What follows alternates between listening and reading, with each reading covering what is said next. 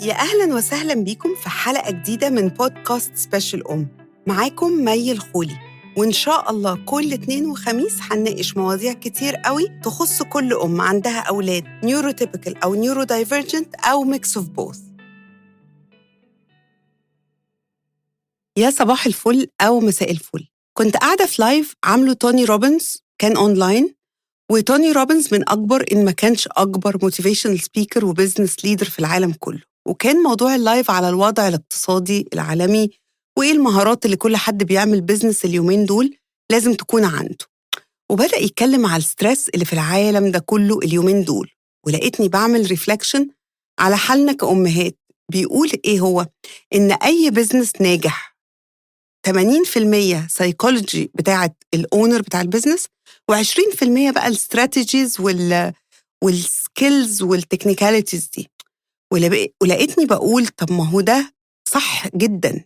نجاح أي والنجاح هنا نسبي، كل واحد شايف النجاح من وجهة نظره، بس أيا كان النجاح لأي هو 80% معتمد على صحتها النفسية، و20% اعملي كده مع أولادك وبلاش كده، وكده صح وكده غلط. فكلنا بنفتح جوجل أو ندخل على حسابات البيرنت كوتشز ندور على الاستراتيجيز، ومحدش بيدور على الأهم. لأن لو 80% الصحة النفسية مش سليمة، لو طبقتي كل استراتيجيات نجاح الشغل مش هتنفع إلا لما تبقى النفسية مظبطة. وكمان لو طبقتي كل النصايح اللي بتسمعيها كل يوم وهم بالألافات اللي عادة بتنسيهم أول ما يجيلك تليفون أو نوتيفيكيشن على الواتساب، كل النصايح دي ولسه في حاجة ناقصة، البازل مش كاملة. زيدي بقى على كده اعتقادك إن كل الأمهات اللي حواليكي نيلينج إت، يعني خربينها نجاح، وإنتي الوحيدة اللي سوري والله في اللفظ فاشلة. كلنا بنفكر كده في نفسنا لما بنقابل تحديات مع أولادنا وفي بيتنا عامة يعني. قوليلي لأ، عشان أنا مش هصدق. كل بيعدي عليها مواقف بتفتكر نفسها فاشلة، بس الحقيقة إننا بنبني عمارة وبنهتم قوي بالديكور ومش مركزين في الأساس. يعني مركزين مع ألوان الحيطة مثلا، بس سايبين عواميد العمارة مش مدينها أي أهمية. اتكلم بعد كده على الكومفورت زون، لأن احنا كلنا بنكون عايشين في كومفورت زون. طبعا احنا بنكبر والزون بتاعنا ده بيكبر معانا بكل التجارب اللي بنمر بيها، مثلا زي الدراسة والشغل. وطبعا الكومفورت زون ده بيختلف من حد لحد. تلاقي اللي حياتهم كانت نسبيا سهلة، يعني أهلهم شايلين عنهم كل حاجة وبيحموهم من كل حاجة، تلاقي الزون بتاعهم أصغر من اللي مر بتحديات. وفي حاجة اسمها حتى الثريشولد اوف كنترول، عتبة السيطرة. وبيقول إن الكومفورت زون وعتبة السيطرة دي مفيش جروث فيها خالص. يعني إيه عتبة السيطرة أو الثريشولد بتاع الكنترول؟ يعني أنت تقدر تتحكم أو تسيطر على حاجات اللي أنت عارفها. بره العتبة دي خارج سيطرتك واحتمالك بيبقى صعب عليك جدا، وكل مرة الدنيا بترمي عليك حاجة بتضطر تطلع بره الزون وتعديه عشان تعرف تو اكسباند وتكبر. لقيت برضو إن الكلام ده بينطبق على كل وده من أول يوم حمل بناخد أول بوكس يخرجنا بره الثريش هولد اوف كنترول خالص.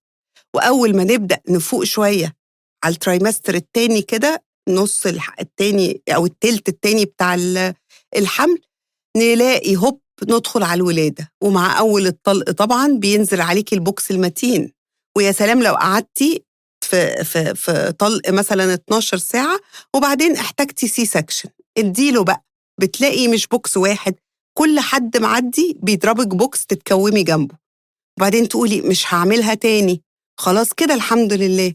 ومفيش سنة ولا سنتين والبيبي الجديد بيجي بالسلامة. وتلاقي مع كل ولادة الثريش هولد اوف كنترول بتاعك بيكبر، ومع كل موقف عادي وولادك بتكبر الثريش هولد بيكبر. بس احنا مشكلتنا ان احنا بنبقى مش متوقعين، وكأنها حاجة جديدة، ان حاجة تجيلنا تطلعنا بره الثريش هولد اوف كنترول.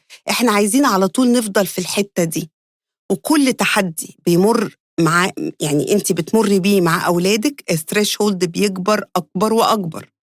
كل مرحلة بتعديها أو ثريشولد لازم يجي وراها خير، حتى لو مش شايفاه في ساعتها. ولأن ربنا كريم قوي ورحمته فوق المدى والحدود، بيساعد وبيعين، بس بيحب يشوفنا ثقتنا فيه إزاي. بيقولك بقى الناس الوحيدة اللي ما عندهمش مشاكل هم الناس اللي ميتة. لكن مادام إحنا بني آدمين وعايشين على الأرض دي، لازم هتجيلنا حاجات تطلعنا بره الكومفورت زون أو ستريش هولد.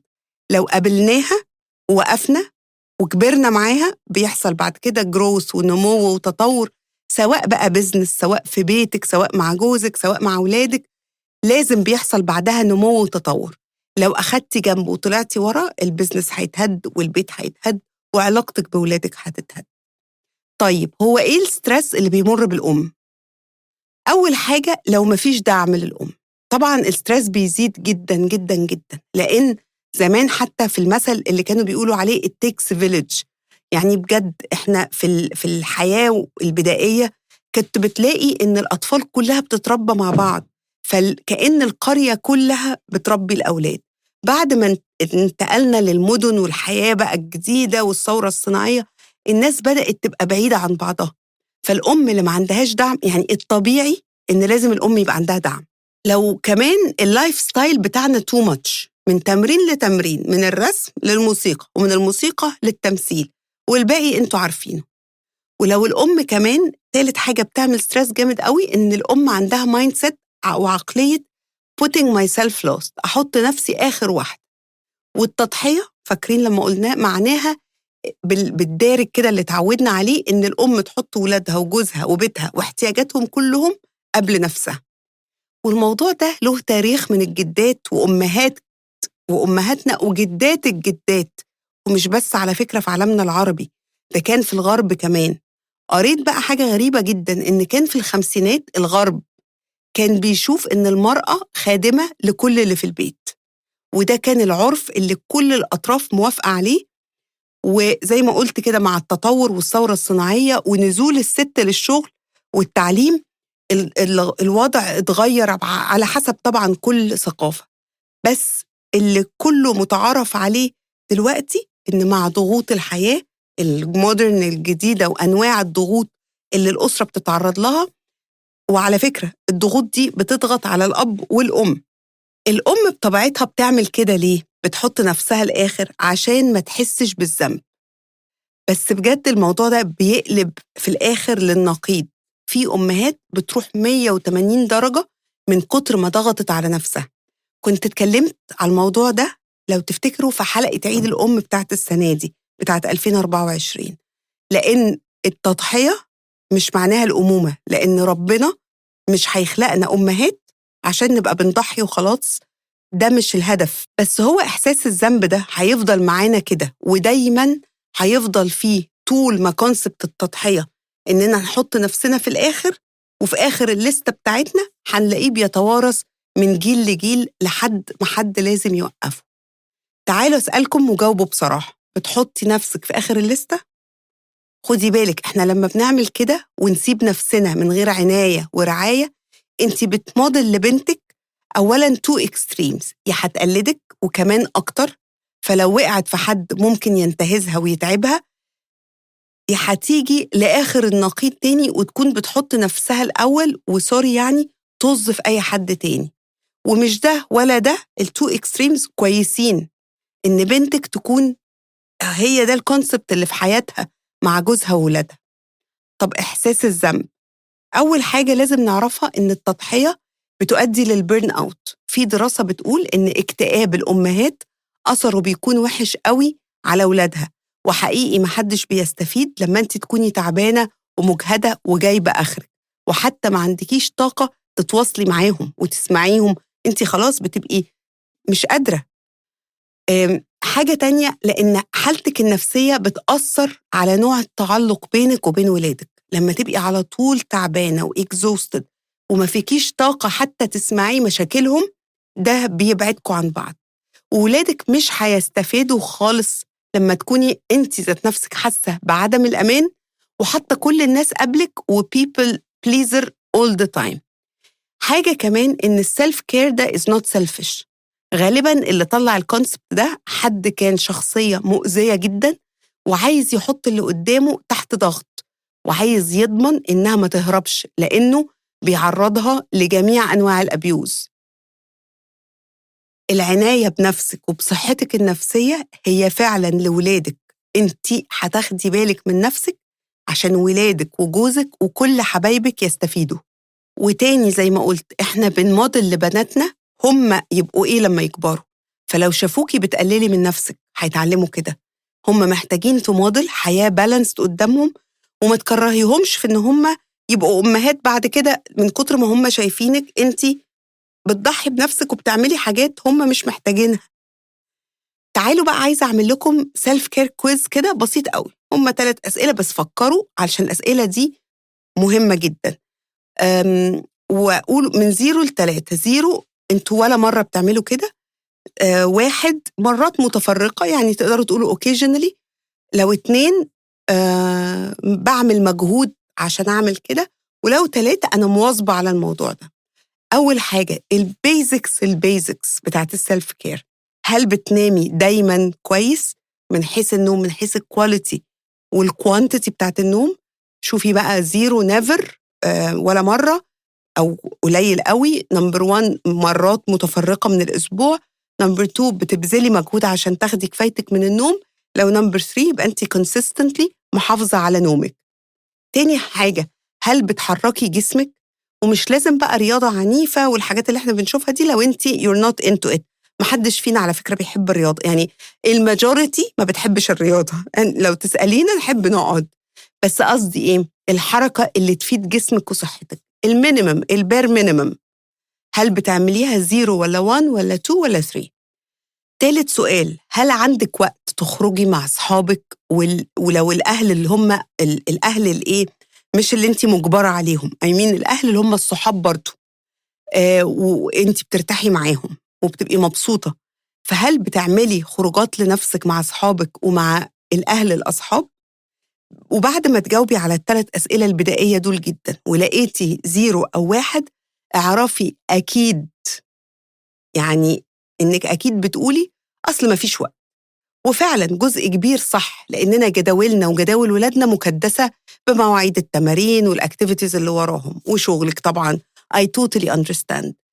ومفيش سبورت كافي كمان. بس دي علامة لو انت حاجة من دول من ال3 حاجات دول بتقولي عليهم 0 أو 1 لا انت لازم تخلقي وقت وتحطي. انت مش عارفة البرايوريتيز بتاعتك صح.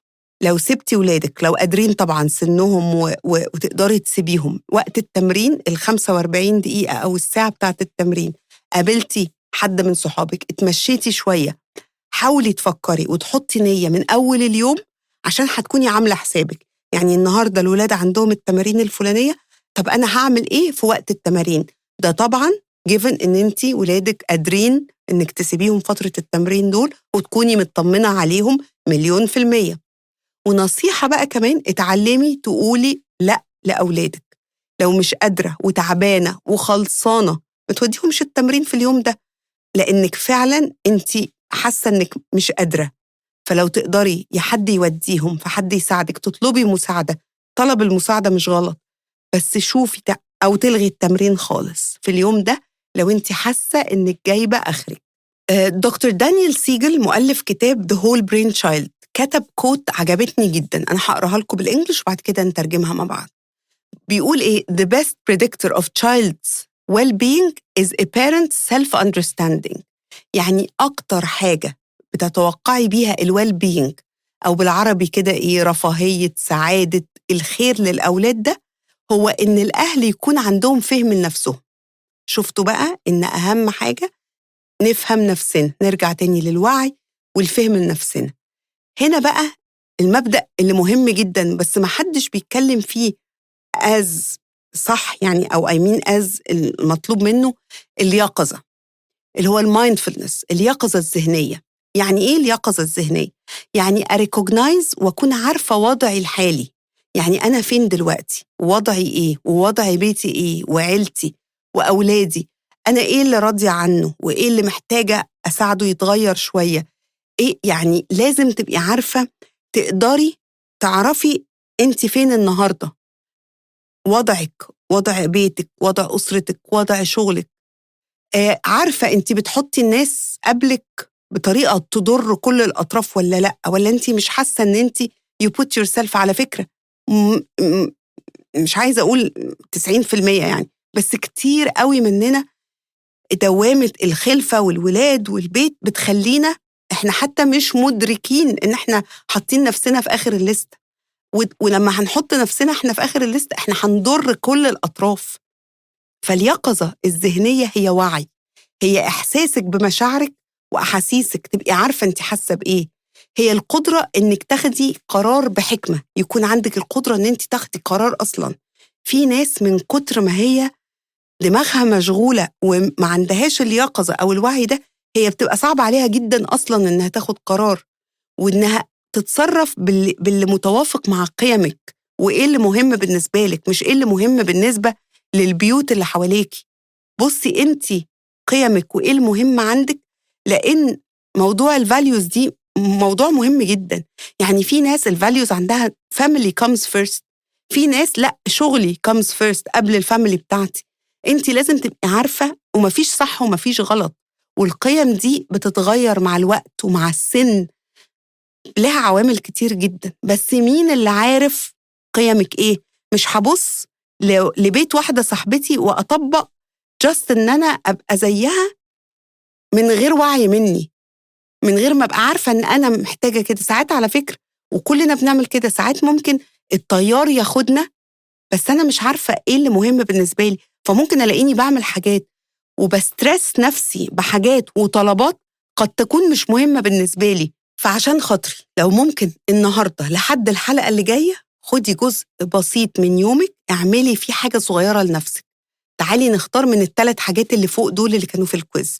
يعني basics نامي كويس لو مش بتنامي كويس، اتحركي. وأنا عايزاكِ على فكرة الحركة تعملي إيه، لو أنتِ مثلًا بيتِك في دور عالي انزلي يعني اركبي الأسانسير قبل مثلًا دور واحد قبل شقتِك، واطلعي الدور ده. لو ساكنة مثلًا في حتة تقدري تتمشي فيها، انزلي اتمشي 10 دقايق حوالين البيت. آمم، اطلعي وانزلي على السلم دور والّا دورين، لو أنتِ مش نازلة اليوم ده من البيت. أي حاجة ولو بسيطة جدًا هتحركي الmuscles بتاعتِك. وتالت حاجة فكّري إنِّك تشوفي صحابِك، أي حاجة منهم في اليوم اعمليهم، وابعتوا لي على القناة بتاعتي في التليجرام. please follow حسابي على الإنستجرام، ولينك التليجرام موجود جوّه قناة البرودكاست، وهاحطه برضه تحت الحلقة. وقولي لي كل حد فيكم بدأتِ بإيه من ال3 حاجات دول. والله هي بتبدو حاجات بسيطة جدًا، بس مش عايزة أقول لكم مهمة وبتفرق قد إيه، كإنها بتعمل كده إيه شحن للطاقة بتاعتنا. خدي وقت وركّزي على ال3 حاجات دول، اعملي منهم اللي مش بتعمليه، وتعالي نمشي خطوة مع بعض، وإن شاء الله هنقدر نeliminate حاجات كتيرة أوي من اللي عاملة لنا stress، ونركّز بس على الحاجات اللي محتاجة stress. استنوني الحلقة الجاية.